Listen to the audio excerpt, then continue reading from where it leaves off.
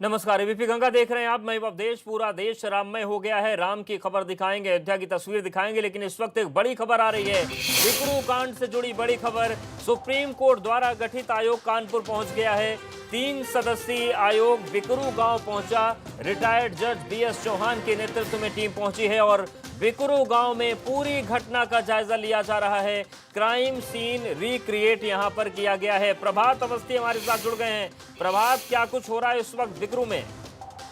जी बिल्कुल, आपको बताना चाहूंगा कि जो आयोग है वो आज कानपुर पहुंचता है। सबसे पहले वो सर्किट हाउस में बैठ के अधिकारियों से मीटिंग करता है और पूरी जो घटनाक्रम है उसको समझता है और क्या क्या उस समय हुआ है, किस तरह से पूरी घटना हुई, उसको समझने के बाद सीधे विक्रू गांव पहुंचता है। और सबसे अहम चीज ये है कि वहां पर जिस तरह से जेसीबी को लगाकर पुलिस वालों की गाड़ी आगे ना पहुंचे और रोका जाए, उसको आज जेसीबी भी दोबारा से वहीं पर लगाई गई और एक एक जो पहलू है उस पर वो देख रही है और पूछताछ कर रहे हैं लोगों से और पूछ रहे हैं कि आखिर क्या हुआ था। फिलहाल क्या रिपोर्ट बनेगी वो बाद में पता चलेगा, लेकिन अभी जो टीम है, आला अधिकारी जो है वो मौके पर हैं और एक एक चीज को बारीकी से समझने का प्रयास कर रहे हैं। उसके बाद वो पूरी रिपोर्ट जो है उसको तैयार करेंगे और सबमिट करेंगे। जी बिल्कुल, लेकिन प्रभात, जिस तरीके से पूरी ये जांच है, जब पूरा सीन रिक्रिएट हो रहा है, क्या ये जो पूरा आयोग है ग्रामीणों से भी बात करेगा? और सबसे अहम सवाल, अगर बात करे भी तो कोई बोलेगा कि नहीं बोलेगा? जी बिल्कुल, जिस तरह से अब वहाँ गाँव पहुंचे हैं तो ग्रामीणों से बात करी जाएगी और बात करेंगे और ग्रामीण जो है वो बोलने लगे हैं, क्योंकि जिस तरह से विकास दुबे का अंत हुआ उसके बाद जो समस्या है ग्रामीणों को और जिस तरह से पूरा घटनाक्रम है वो ग्रामीण जो है वो आगे आके बता रहे हैं। और अब देखना ये होगा कि क्या जानकारी देते हैं कि किस तरह से पूरी घटना हुई थी, क्या क्या बताया जाता है और क्या उस रिपोर्ट में सम्मिलित किया जाता है। क्योंकि जांच है, सुप्रीम कोर्ट द्वारा गठित की गई टीम कर रही है, तो क्या जांच में निकल कर आता है ये देखने वाली चीज होगी। क्योंकि जो टीम है, जो आयोग है, उसके सदस्य आज पहुंचे हैं और पूरी घटना को बारीकी से समझ रहे हैं और घटना स्थल को भी जाकर जायजा ले रहे हैं। जी शुक्रिया प्रभात, जानकारी और अपडेट्स को देने के लिए। तो अब बात करते हैं अयोध्या की। 500 सालों के बाद अयोध्या में ये शुभ घड़ी आई है। भूमि पूजन स्थल पूरी तरीके से तैयार है, तो राम की नगरी में सारी तैयारियां कर ली गई हैं। देखिए संवाददाता ऋषि गुप्ता की ये रिपोर्ट। 500 वर्षों का इंतजार राम भक्तों का खत्म हो गया है। भूमि पूजन की सभी तैयारियां पूरी कर ली गई हैं। भूमि पूजन के स्थल की बात करें तो वहां की भी तैयारियां पूरी कर ली गई हैं। आप मेरे पीछे देख सकते हैं कि जन्मभूमि पर मौजूद हैं। आप ये देखिए किस तरह से तैयारियां पूरी कर ली गई हैं। कल प्रधानमंत्री नरेंद्र मोदी भूमि पूजन करने के लिए अयोध्या आ रहे हैं। अब कुछ ही वक्त बचे हैं जब भूमि पूजन का वक्त बचा है, तो ऐसे में अगर तैयारियों की बात करें तो तैयारियां पूरी कर ली गई हैं। सुरक्षा के भी पुख्ता इंतजाम किए गए हैं। अयोध्या में चप्पे चप्पे पे पुलिस तैनात की गई है। कल शाम से ही अयोध्या की सभी सीमाएं सील कर दी गई हैं। अयोध्या के जो सुरक्षा व्यवस्था है वो कड़े इंतजाम किए गए हैं। अगर तैयारियों की बात करें तो सजावट जो है एकदम भव्य बनाया गया है। अयोध्या को दुल्हन की तरह सजाया गया है। जो अयोध्या है वो अब भव्य और दिव्य दिख रही है, क्योंकि प्रधानमंत्री नरेंद्र मोदी कल भूमि पूजन करने के लिए अयोध्या आ रहे हैं। जो राम भक्तों का इंतजार था वो भूमि पूजन करने के लिए, वो भी अब खत्म हो जाएगा कल। अयोध्या से एबीपी गंगा के लिए ऋषि गुप्ता।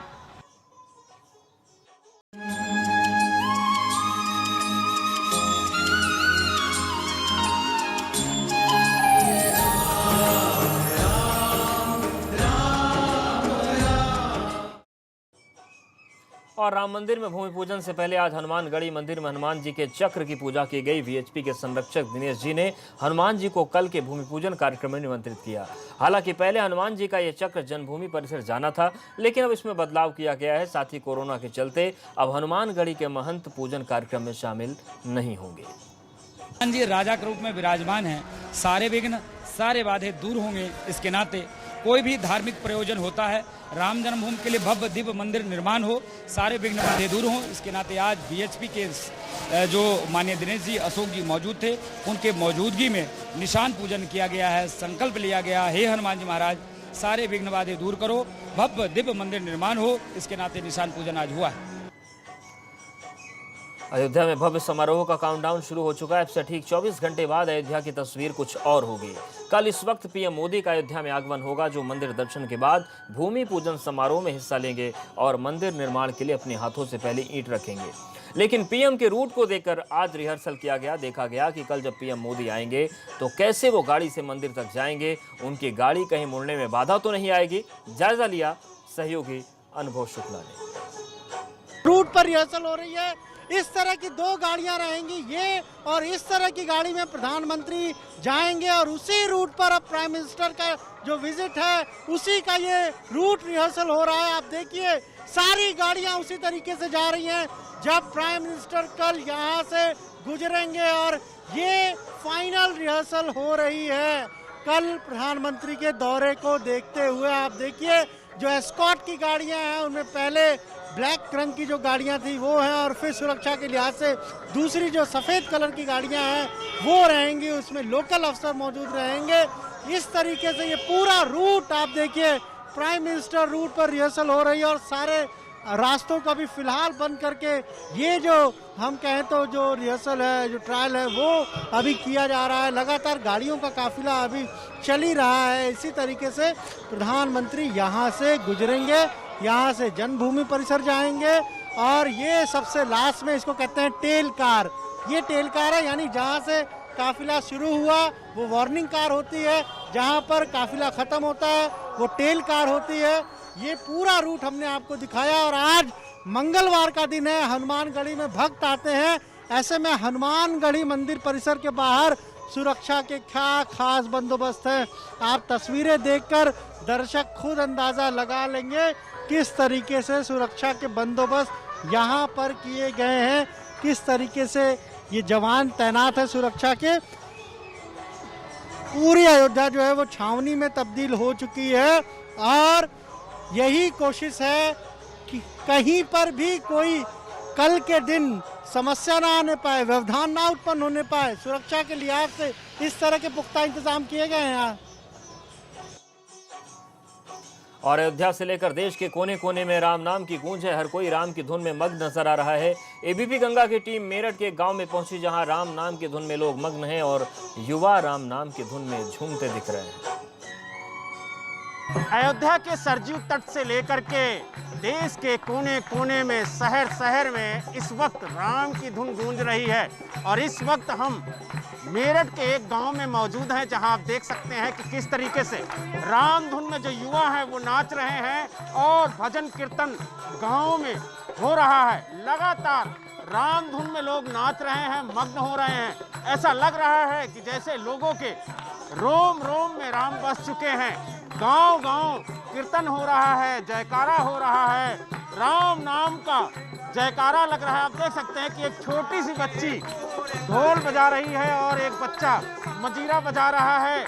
आप देख सकते हैं कि किस तरीके से लोग राम नाम की धुन में गूंजे हुए हैं और लगातार राम नाम की धुन जगह जगह सुनाई दे रही है। आपको भी गांव में राम नाम की धुन हो रही है, क्या कहेंगे?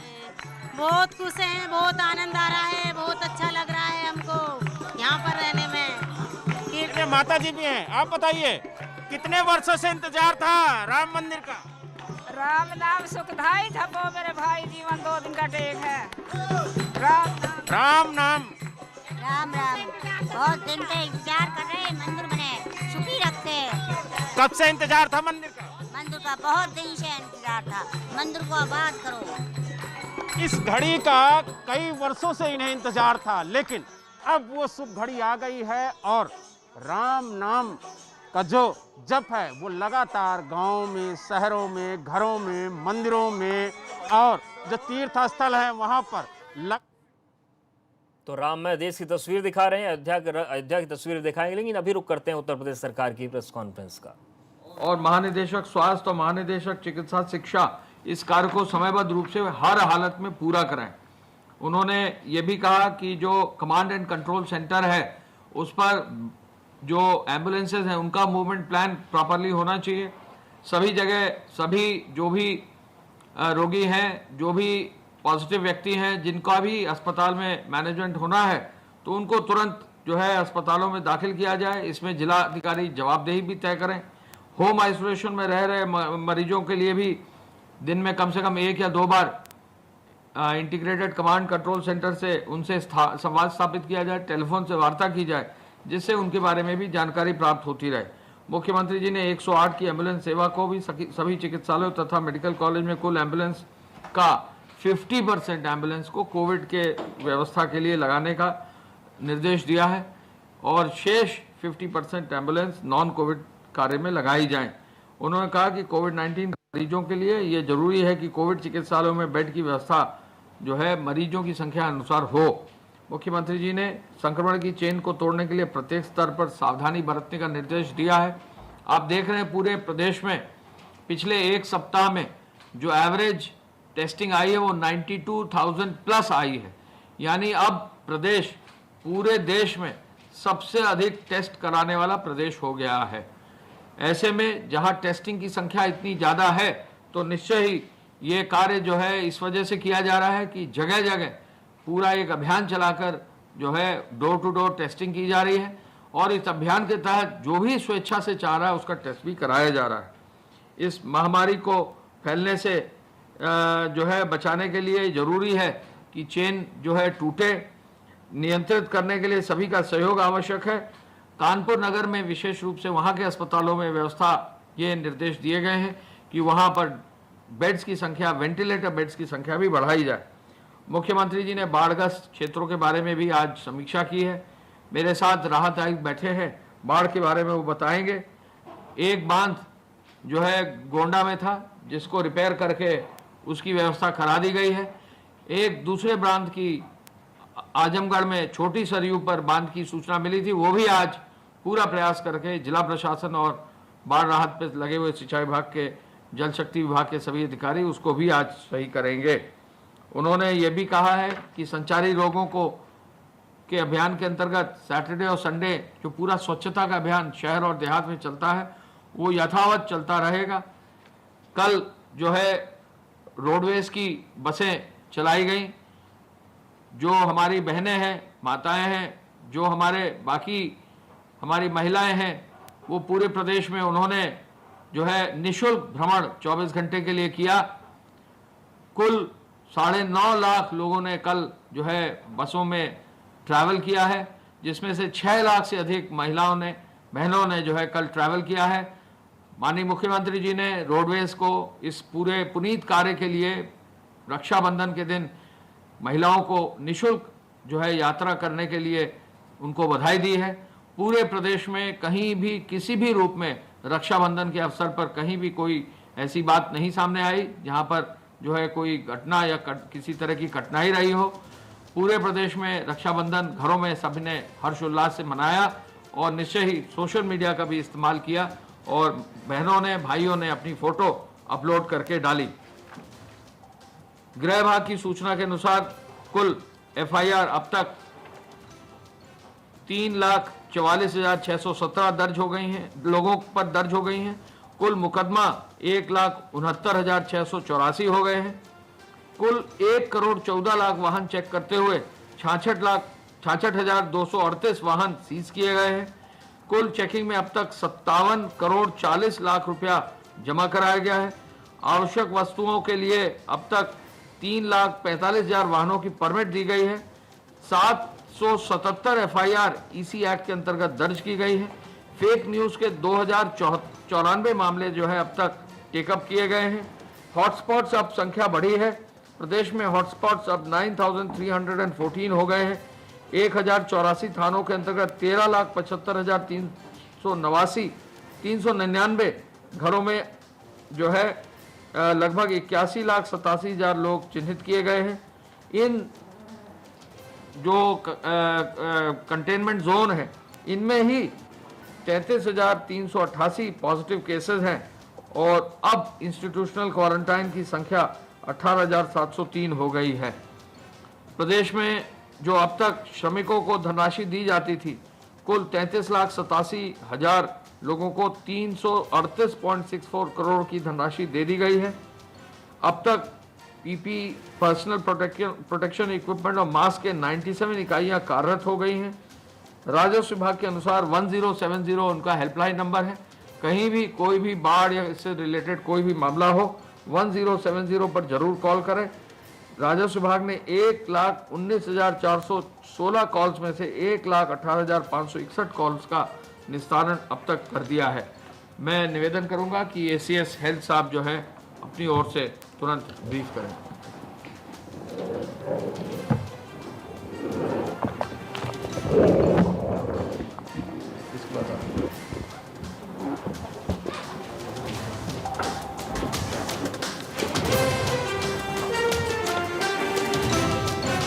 वायरस के संबंध में प्रदेश की स्थिति इस प्रकार है।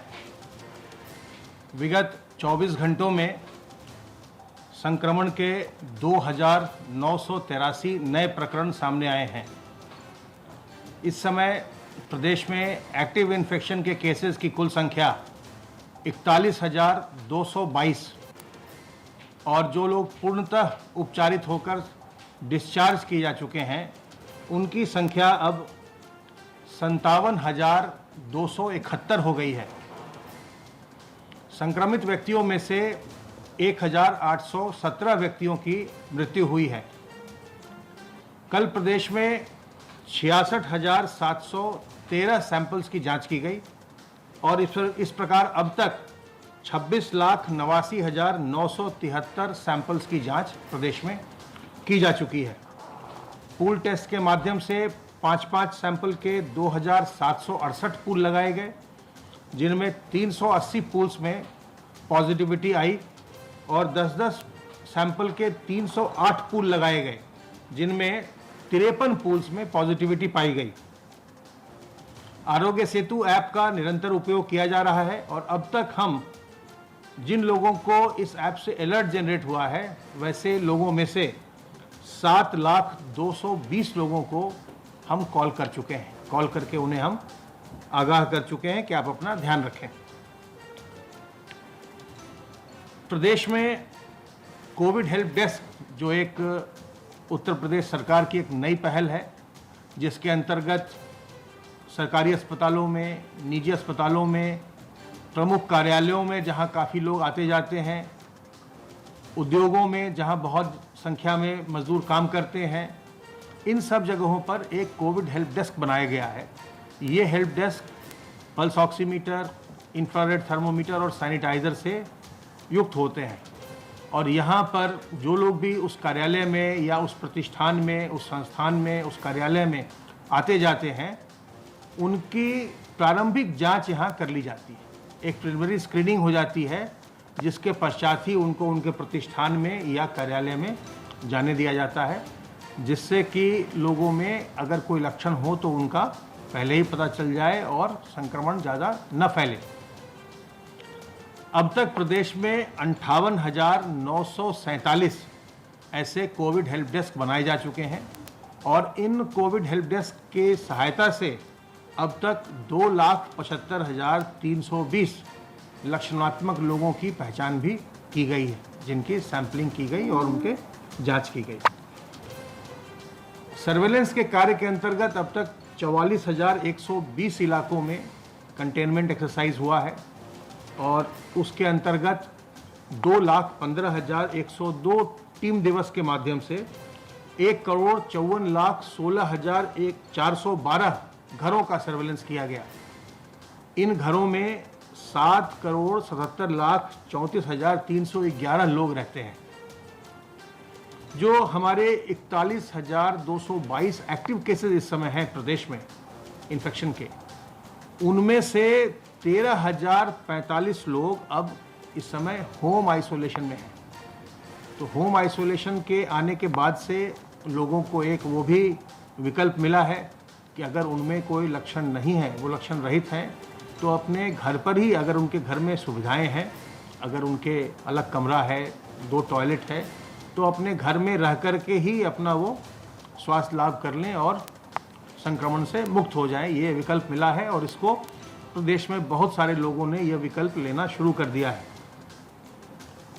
जो प्राइवेट हॉस्पिटल हैं, जिनको कि विनोद पॉल कमेटी के रिपोर्ट के आधार पर अनुमति दी गई है कि वो पेड आधार पर, भुगतान के आधार पर जो लोग भुगतान कर सकते हैं और जो इन अस्पतालों में जाना चाहते हैं वो अपना वहाँ इलाज करवाते हैं, ऐसे प्रदेश में प्राइवेट हॉस्पिटल्स में इस समय 1,353 लोग भर्ती हैं और वो अपना स्वास्थ्य लाभ कर रहे हैं। जो एक सेमी पेड फैसिलिटी बनाई गई थी, जिसमें कि होटल्स में रखा जाता है लोगों को और हमारे चिकित्सक, हमारे सरकारी चिकित्सा दल जो है उनकी चिकित्सा की व्यवस्था करता है, उस सेमी पेड फैसिलिटी में कुल 152 लोग रह रहे हैं। बाकी के लोग जो हमारी त्रिस्तरीय व्यवस्था है L1, L2, L3 की, वो लोग उसमें रह करके अपना स्वास्थ्य लाभ कर रहे हैं। माननीय मुख्यमंत्री जी ने ये निर्देश दिया है कि प्रत्येक जनपद में एक L2 का अस्पताल, L2 लेवल का अस्पताल होना चाहिए। अभी तक ये सभी जनपदों में नहीं है। कुछ मेडिकल कॉलेजेस और स्वास्थ्य विभाग के 7-8 हॉस्पिटल ही ऐसे हैं जो L2 लेवल का उपचार प्रदान कर रहे हैं, लेकिन अब उनके निर्देश के क्रम में प्रत्येक जनपद में एक L2 लेवल का एक चिकित्सा का केंद्र, एक हॉस्पिटल तैयार किया जा रहा है और थोड़े समय में उसको भी तैयार कर लिया जाएगा। ये जैसा मैं आपसे बार बार निवेदन करता हूँ कि ये एक संक्रामक बीमारी है और किसी को भी हो सकती है। किसी भी उम्र के व्यक्ति को, किसी भी लिंग के व्यक्ति को, किसी भी धर्म के व्यक्ति को, किसी भी जाति के व्यक्ति को, किसी को भी ये संक्रामक बीमारी हो सकती है। तो अगर आपके कोई परिचित हो या आप स्वयं हो या आपके कोई मित्र संबंधी हो जिनमें आप कोई लक्षण देख रहे हो, अगर उनमें ज्वर आ रहा है, अगर उनकी सांस फूल रही है, अगर उनको बार बार खांसी हो रही है, या कई बार कुछ लोगों के सूंघने की और स्वाद की जो क्षमता है वो भी इसमें उसका ह्रास होता है, लॉस होता है, loss of smell and taste. तो अगर इस तरह के कोई लक्षण आ रहे हैं, दिखाई पड़ रहे हैं किसी को, तो तत्काल अपनी जांच करवाएं। जांच की व्यवस्था सरकार की ओर से बिल्कुल निःशुल्क है और चिकित्सा की व्यवस्था भी निःशुल्क है। तो तत्काल सामने आइए, अपनी जांच करवाइए। और इस संक्रमण से चूँकि अभी इसका कोई वैक्सीन नहीं है, कोई टीका नहीं है, न इसकी कोई कारगर दवा है जिसको कि बताया जाए कि बिल्कुल ये जो दवा है इससे खाने से आप बिल्कुल ठीक हो जाएंगे। तो ऐसी स्थिति में संक्रामक बीमारी में सबसे अच्छा तरीका ये है कि हम सावधान रहकर, सतर्क रहकर अपना हम बचाव करें।